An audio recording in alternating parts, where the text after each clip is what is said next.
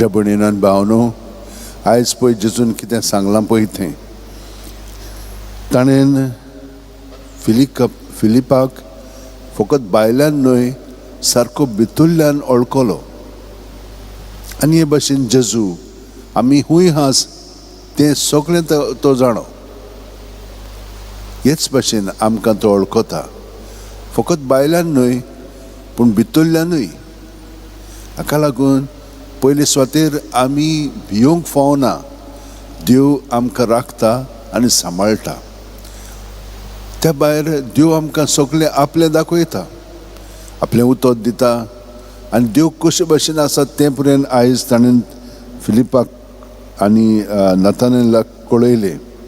ताका सांगलें की देवाच्या पुताचेर दूत देंवतले आनी वयर वेतले हें तुमी पळयतल्यात. आनी पयल्या वाचपान हें आमकां कळीत केल्लें की देवाच्या राज्यांत स्वर्गार कशे भाशेन सगळें आमकां दिसतलें पळय तें.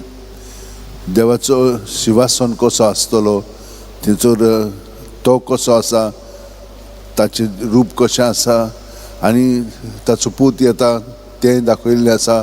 कितले हजारांनी हजार लोक थंयसर ताका नमस्कार करतले. हें दर्शन दानियेलाच्या पुस्तकांतल्यान आमकां कळयलेलें आसा. तर जेजून आमकां सांगलां की आमी भियोंक फावना म्हणून. आमी केन्नाच भियोवची न्ही, कित्याक देव आमकां एकदम लागीं आसा आनी तो आमचे भितर जियेता तें आमी मनांत धरया. आनी आमचें जिवीत उदीकन उदीक ह्या राखणदार महादुतांचो आदार घेवन जेजूच्या सांगाता आमचें जिवीत सारया. सगळीं जाणां आमच्या हात अशें वणटीन दवरया, दोळे बंद करया. प्रत्येक सुस्कारान तो आमचे भितर येता आनी आमचे भितर आहा तितलें तो आपणाचेर ओडून काडटा. पूण आमी तें सगळें ताका भेटोवंक जाय.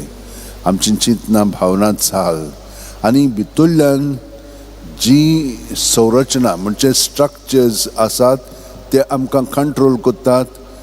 देवाचे सवे आमकां व्हरोना, आपल्यापणानूच आमकां सांकळांनी बांदून दवरता. हें सगळें ताका आमी दिवया. थंयसर आमकां पातकांतली निवार, पातकांतली सुटोय आनी पातकांतली आमकां काडून ताच्या जिवितान उदीक भरून ताचे चाली पोरमणे तो जावन आसा आमची वाट, तो जावन आसा आमचें सोत. हे परी ताचे सगळें आमचें जिवीत उदीक घडोवन येवच्याक आतां आमी आमचें सगळेंच जिवीत ताका समोर पळोवया हे भेटोवणी वरवीं. आमेन.